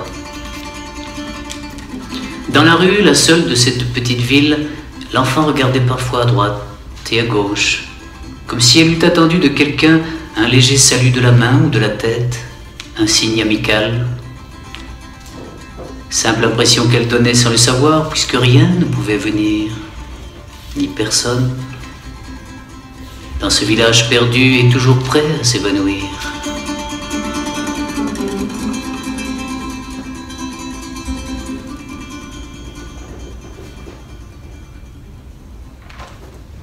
Et c'est juste un extrait. On sent un tout petit peu l'art, là, quand même, l'art poétique de Supervielle, ces taches de douceur, je veux dire, de rousseur. C'est très beau, ça. Tout le poète est dans le prosateur. C'est là que je vous disais qu'il essaye de mettre ce curseur, il appelle ça, il cherche le coefficient de prose et celui de poésie. Là, on sent qu'il a atteint un équilibre très parfait. Avant d'écrire L'Enfant de la Haute Mer, il avait écrit un poème, en fait, qui s'appelait Le village sur les flots. Et c'est quelques années plus tard qu'il va développer cette idée-là, en se disant, mais au fond, d'où a pu surgir... Au début, il a simplement la vision, hein, c'est de là qu'il part. Il aime bien, il dit, je ne sais pas pourquoi j'écris ce que j'écris. J'ai des images, et puis je suis le fil de ma plume et de ces images, et au final, la plupart du temps, elles m'amènent quelque part. Et il écrit pour savoir où elles vont l'amener, ces images. Et il avait cette image d'enfant dans cette ville sur la mer, et il ne savait pas encore qu'elle était née du rêve d'un marin qui pensait à son enfant mort. Et cette naissance, j'ai envie de dire, de l'enfant de la haute mer, c'est dans un poème qui s'appelle Le village sur les flots, je vais vous dire. Vagues se dressant pour construire et qui retombent sans pouvoir donner forme à leur vieil espoir sous l'eau qui d'elles se retire. Je frôlais un jour un village naufragé au fil de vos eaux qui venait humer d'âge en âge les maisons de face et de dos, village sans rue ni clocher, sans drapeau ni linge à sécher et tout entier si plein de songes que l'on eût dit le front du nombre. Des maisons à queue de poisson formaient ce village sirène où le lierre et le liseron s'épuisaient en volutes vaines. Parfois, une étoile inquiète, violente au grand jour, approchait et plus violente s'en allait dans sa chevelure défaite. Un écolier taché d'embrun, portant sous le bras un cartable, jetait un regard outre-brun sur les hautes vagues de fable. Un enfant de l'éternité, cher aux solitudes célestes, plein d'écume et de vérité, un clair enfant long et modeste. Dans ce village sans tombeau, sans ramage ni pâturage, donnant de tous côtés sur l'eau, village où l'âme faisait rage, et qui, ramassé sur la mer, attendait une grande voile pour voguer enfin vers la terre où fume de calmes villages. Ça, c'est la vision initiale. Dans cette vision initiale, on a simplement ce village, cet ennui, cet enfant, et ils attendent quelque chose qui serait une voile qui les ramènerait vers la terre. Puis il va développer, comme ça, au fil de l'imaginaire, cette idée jusqu'à en faire le conte de l'enfant de la haute mer. Des idées, questions, envies, remarques? Sinon, on finit avec un hommage à la vie. C'est un beau final. J'hésite entre vous le lire et vous le faire entendre. On va faire le combiné, comme ça je vais le dire, ça on entend le poème, puis ensuite on va juste entendre sa version très courte, musicale, qui est très belle. Hommage à la vie. C'est beau d'avoir élu domicile vivant et de loger le temps dans un cœur continu et d'avoir vu ses mains se poser sur le monde comme sur une pomme dans un petit jardin. D'avoir aimé la terre, la lune et le soleil comme des familiers qui n'ont pas leur pareil et d'avoir confié le monde à sa mémoire comme un clair cavalier à sa monture noire. D'avoir donné visage à ces mots, femme, enfant, et servi de rivage à d'errants continents, et d'avoir atteint l'âme à petits coups de rame pour ne l'effaroucher d'une brusque approchée. C'est beau d'avoir connu l'ombre sous le feuillage et d'avoir senti l'âge ramper sur le corps nu, accompagner la peine du sang noir dans nos veines et dorer son silence de l'étoile patience, et d'avoir tous ces mots qui bougent dans la tête, de choisir les moins beaux pour leur faire un peu fête, d'avoir senti la vie hâtive et mal aimée, de la voir enfermée dans cette poésie. Voilà. Je vais lancer la version musicale pendant que tranquillement on range tous nos affaires, et je vous invite, pour ceux qui le souhaiteraient, à prendre un exemplaire de En songeant à un art poétique qui est là, il doit y en avoir il doit y en avoir suffisamment. Hommage à la vie, Martin Kaplan qui chante super bien.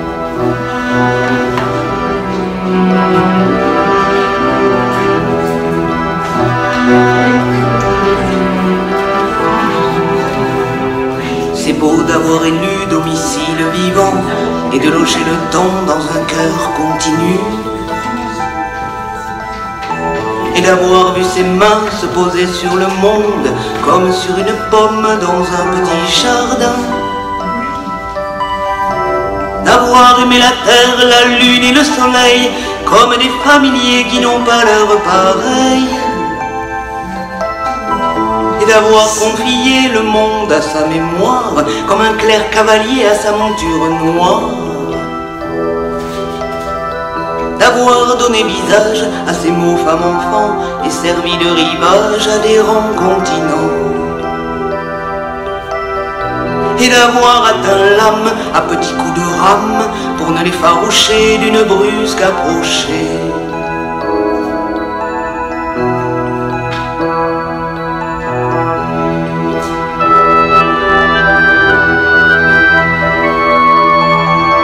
C'est beau d'avoir connu l'ombre sous le feuillage et d'avoir senti l'âge ramper sous le corps nu,